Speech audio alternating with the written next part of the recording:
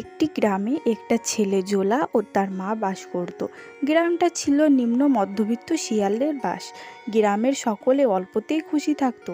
তারা দিন আনতো দিন খেত, গ্রামের সবাই খুশিতেই বাস করছিল। একদিন জোলা তার মাকে বলল, মা, আমি পিঠে খাবো, আমাকে পিঠে বানিয়ে দাও। আচ্ছা, ঠিক আছে দেব। তুই একটু খেলা করে আয়, আমি বানিয়ে রাখছি কেমন? এই কথা শুনে জোলা শিয়াল খুব খুশি হয়ে খেলতে চলে গেল। এদিকে তার মা পিঠে বানানোর জন্য সব কিছু জোগাড় করতে লাগলো। দাও মা, পিঠে দাও, কতদিন খাইনি, আজ পেট ভরে পিঠে খাবো, কি যে মজা লাগছে। এই নে। কি সুন্দর হয়েছে।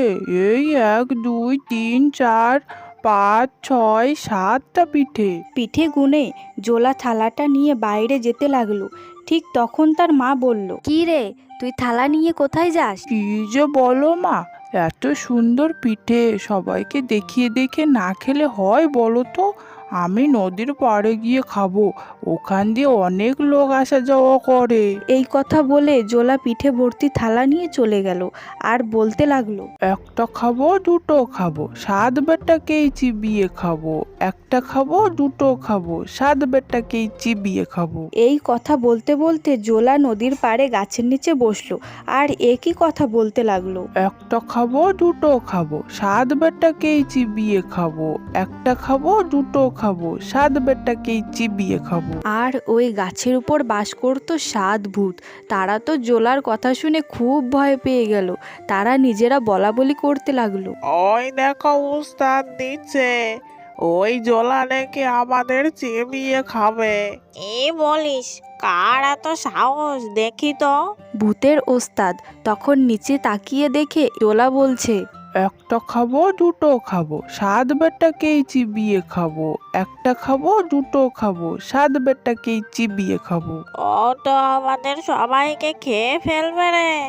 এখন কি করা যায় ওস্তাদ? দাঁড়া দাঁড়া, আমাকে ভাবতে দে। আচ্ছা, ওকে একটা জাদুর হাঁড়ি দিয়ে শান্ত করতে হবে দেখছি। এই বলে তারা জোলার সামনে গিয়ে দাঁড়ালো। জোলা তো খুব ভয় পেয়ে গেল, কিন্তু সাহস নিয়ে বলল, কি চাই তোদের? হ্যাঁ, আমাকে বিরক্ত করছিস কেন? আমাদের চিবিয়ে খাবেন না। এই নিন, এই হাঁড়িটা নিয়ে আমাদের ছেড়ে দিন। এই হাড়ি নিয়ে আমি কি করব? এই হাঁড়িকে যা বলবে, সে ওই সব খাবার তোমাকে এনে দেবে। ঠিক আছে, এই হাড়ি, রাবড়ি, সন্দেশ, পোলাও এনে দে তো। বলার সঙ্গে সঙ্গে হাঁড়ি ভর্তি হয়ে গেল। আর জোলা হাঁড়ি নিয়ে আনন্দ করতে করতে বাড়ির দিকে রওনা দিল। আর ভূতগুলো বলল, যা মামা, বেঁচে গেলাম। জোলার বাড়ি নদী থেকে কিছুটা দূরে। আর তখন পথে খুব রোদ। জোলা ভাবলো সামনে বন্ধুর বাড়ি, ওর বাড়িতে বিশ্রাম নিয়ে তারপর যাওয়া যাবে। এই ভেবে বন্ধুর বাড়ি গেল। বন্ধুর বউ তখন বারান্দায় দাঁড়িয়েছিল। কি গো বৌঠান, আমার বন্ধু বাড়িতে নেয় নাকি? হ্যাঁ, ভিতরে আছে। কি গো, তোমার বন্ধু এসেছে দেখো। আরে, আয় আয়, বস। এখন কোথা থেকে এলি? আর সঙ্গে এই হাঁড়িটা কেন? 1 গ্লাস জল দে আগে, তারপরে বলছি। বৈঠান জোলাকে জল দিল। জল খেয়ে জোলা তাদের সব কথা বলল। এই কথা শুনে বন্ধুর বড় লোভ হলো। ঠিক আছে, তুই একটু ঘুমা, তারপরে যাস কেমন? তোকে খুব ক্লান্ত লাগছে। হ্যাঁ, ঠিকই বলেছিস, ঘুম ঘুম পাচ্ছে। বন্ধুর বউ তখন খুব যত্ন করে বিছানা পেতে দিল। আর জোলা কিছুক্ষণের মধ্যেই ঘুমিয়ে পড়ল। এই এত ভালো হাঁড়িটা যদি আমরা রেখে দিই, তাহলে আমাদের কোনো অভাবই থাকবে না। হ্যাঁ, ঠিকই বলেছো। তাড়াতাড়ি অন্য একটা হাঁড়ি এনে ওখানে রেখে দাও আর হাঁড়িটা সরিয়ে ফেলো। এই বলে তারা হাঁড়িটা পরিবর্তন করে ফেললো। আর জোলা ঘুম থেকে উঠে হাঁড়িটা নিয়ে বাড়ি চলে আসলো। এসে, মা, মা, তুমি কোথায়? তাড়াতাড়ি এদিকে এসো, দেখো আমি কি নিয়ে এসেছি। কি হলো কি? এ তো সামান্য একটা হাঁড়ি, এই নিয়ে এসে এত চিৎকার করছিস কেন? না মা, এটা সামান্য হাঁড়ি নয়। এই হাঁড়ির কাছে তুমি যা চাইবে তাই পাবে। এই হাঁড়ি, রাবড়ি খাবো, সন্দেশ খাবো। কিন্তু হাঁড়িতে কিছুই হলো না। মা তখন বিরক্ত হয়ে বলল, ধুর, কোথা থেকে কে নিয়ে এসেছে? ভূতেরা আমাকে ঠকালো, কালকে ওদের মজা দেখাও। জোলার মা জোলাকে আবার পিঠে বানিয়ে দেয়। জোলা আবার ওই পিঠেগুলোকে নিয়ে গাছের নিচে গিয়ে বলতে থাকে, একটা খাবো, দুটো খাবো, 7 বেটাকেই চিবিয়ে খাবো। একটা খাবো, দুটো খাবো, 7 বেটাকেই চিবিয়ে খাবো। এই ব্যাপার, জোলা শিয়াল আবার এলো কেন? রেগে আছে দেখছি। যাই, গিয়ে দেখি কি হয়েছে। এই বলে ভূতরা ভয়ে ভয়ে গাছ থেকে নিচে নেমে আসলো আর বলল, আবার কি হলো দাদা? কোনো ভুল হলো নাকি? খুব রেগে আছো দেখছি। রাখবো না? আমাকে কি হাড়ি দিয়েছিস তোরা?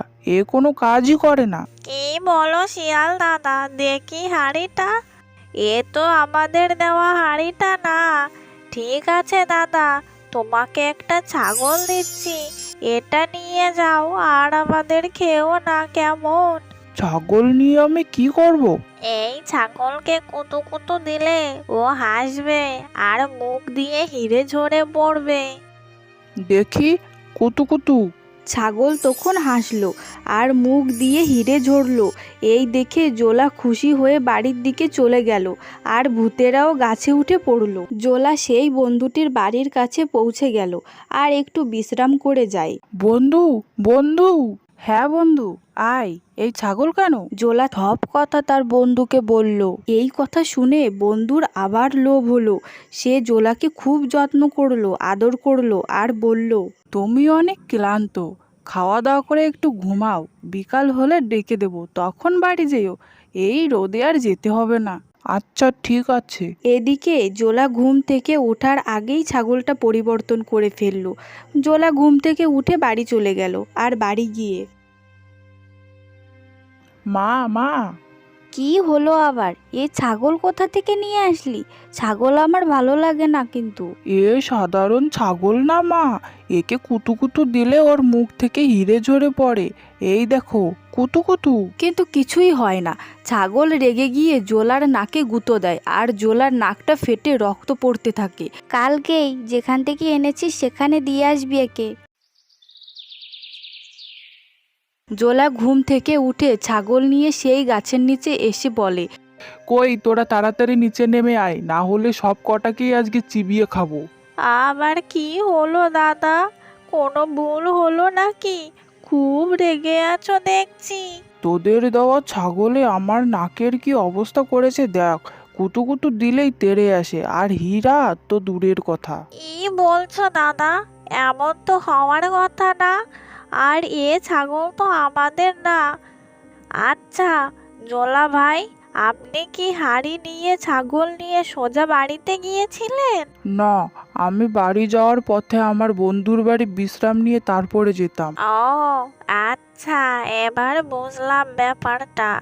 আপনি যখন বিশ্রাম করতেন তখন আপনার বন্ধু সব পরিবর্তন করে নিয়েছে। হ্যাঁ, সেটা হতেও পারে। ও খুব লোভী লোক। এখন কি করে ওগুলো ফেরত আনবো? আপনি চিন্তা করবেন না। এই লাঠিটা নিয়ে, এই লাঠি আপনার হাঁড়ি ছাগল সব এনে দেবে। শুধু আপনার বন্ধুর কাছে গিয়ে বলবেন, এই লাঠি লাগতো। জোলা তখন লাঠিটা বগলে করে নিয়ে বন্ধুর বাড়িতে গেল। বন্ধু, তোকে একটা মজার জিনিস দেখাবো। ওর বন্ধু তো খুব খুশি, ভাবলো আজও কিছু ভালো জিনিস এনেছে মনে হয়। দেখা, এই লাঠি লাগতো। জোলা যেমনি বলেছে তখনই লাঠি ওকে মারতে মারতে লাল করে দিল। সত্যি করে বল, আমার হাড়ি ছাগল কোথায় রেখেছিস? তাড়াতাড়ি ফেরত দে, না হলে তোদের এই লাঠি পিটিয়ে পিটিয়ে মেরে ফেলবে। আমি তোর সব কিছু ফেরত দিচ্ছি, লাঠিকে থামতে বল। এই লাঠি, এবার থাম।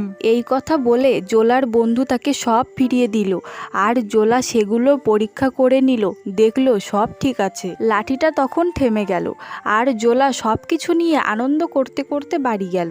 সেদিন থেকে জোলার কোনো অভাব থাকলো না। জোলা রাজার মতন জীবন কাটাতে লাগলো। ওই রাজ্যের রাজাও জোলাকে কদর করতো।